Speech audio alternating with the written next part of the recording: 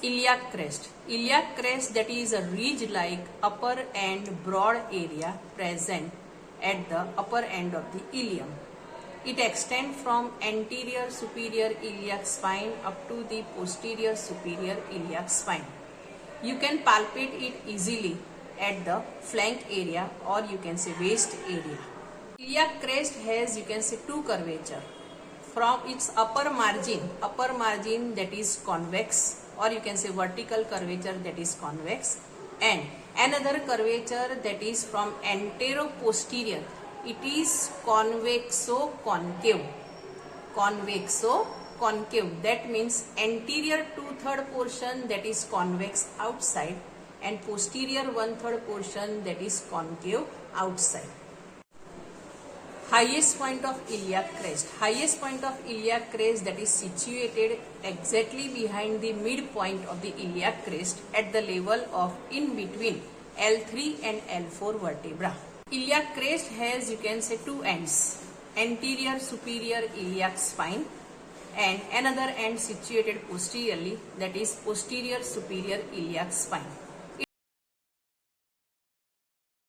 Its surface marking that is at the level of S2 vertebra, 5 cm away, it gives one dimple over the skin.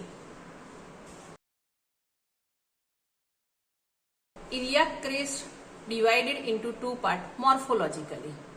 Anterior, or you can say ventral 2/3 part, and posterior, or you can say dorsal 1/3 part. Ventral 2/3 part has outer lip,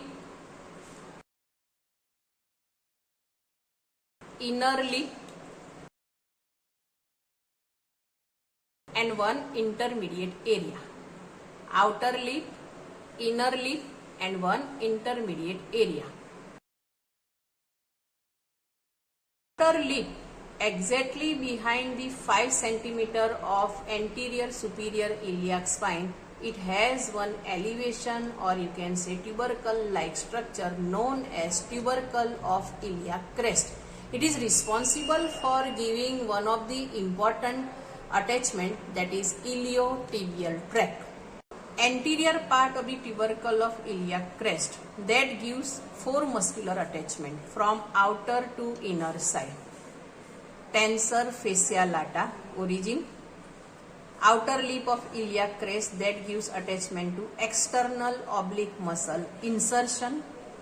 Intermediate area gives origin to internal oblique muscle origin, and inner lip of iliac crest give origin to transversus abdominis muscle.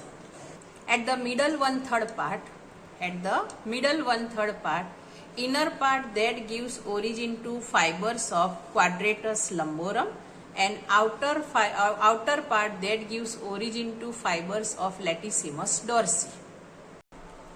Posterior 1/3 of the iliac crest, it has, you can say, lateral slope and medial slope.